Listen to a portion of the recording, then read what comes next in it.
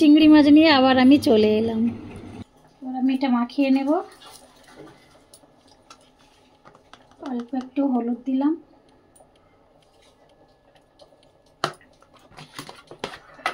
দেওয়ার পরে কড়াইতে তেল দেব।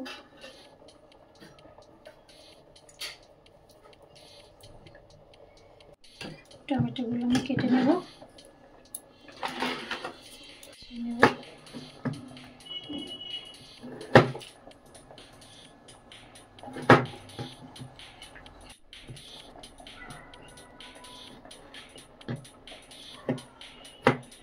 তেলের মধ্যে দিয়ে দিলাম, হালকা ভেজে তুলে নেব।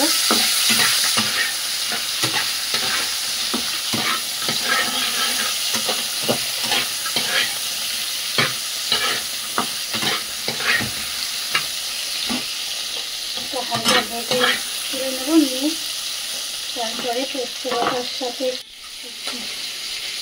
লঙ্কা গুঁড়ো, একটু জিরে গুঁড়ো, বাকিতে একটু লবণ দিলাম, হলুদ দিলাম। হলুদ দেওয়ার পরে লবণটাও আমি এর মধ্যে দিয়ে অল্প একটু জল দিয়ে এটাকে মিক্স করে দিলাম।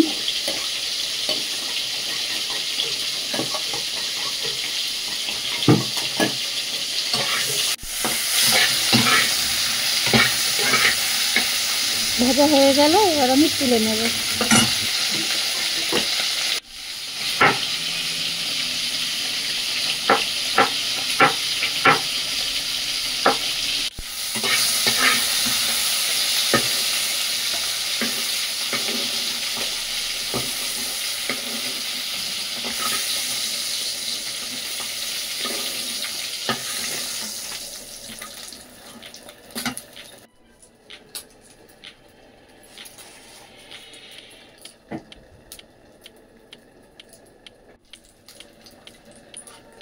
তেল রেডি, এবার মশলাগুলো দিয়ে দেব।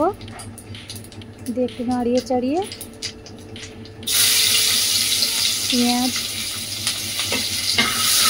কালো জিরে, শুকনো লঙ্কা দিয়ে একটু নাড়িয়ে চাড়িয়ে মশলাটা ঢেলে দিলাম।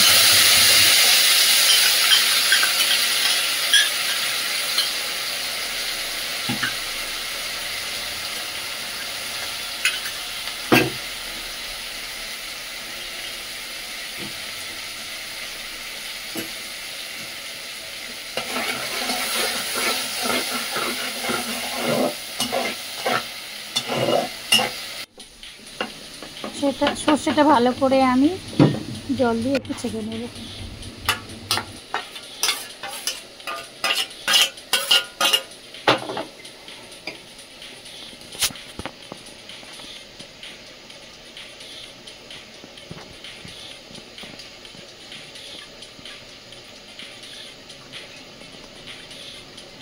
একটু ঢেকে দিলাম। ঢেকে দেওয়ার পরে আমি একটু ধনেপাতাটা কুচিয়ে রাখলাম।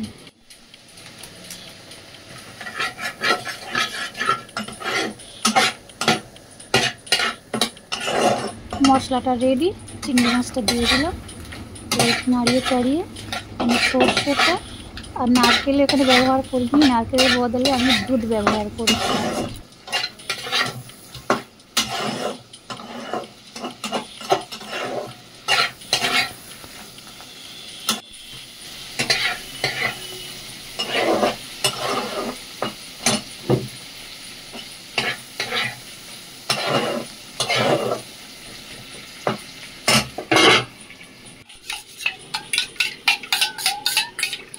পাউডার দুধটাকে একটু গরম জলে গুলিয়ে নিয়ে ওটাকে আমি সর্ষের মধ্যে ঢেলে একসাথে করে ওটা ঢেলে দেব।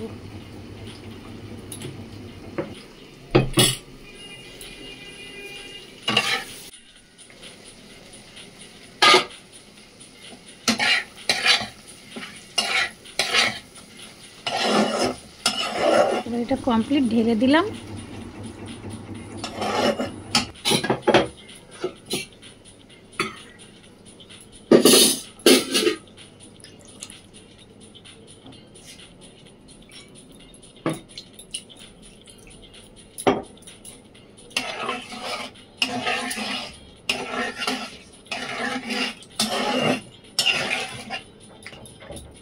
উপর থেকে কটা কাঁচা লঙ্কা ছড়িয়ে দিলাম, কটা গোটা গরম মশলা ছড়িয়ে দিলাম, দিয়ে এবার আমি ঢেকে দিলাম।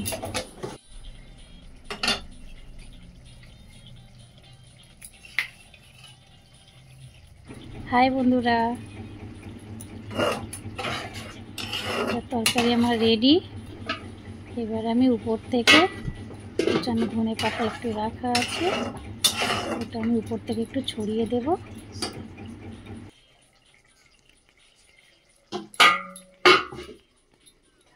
চিংড়ি মাছের মালাইকারি রেসিপি রেডি, আমি এবার নামিয়ে নিলাম।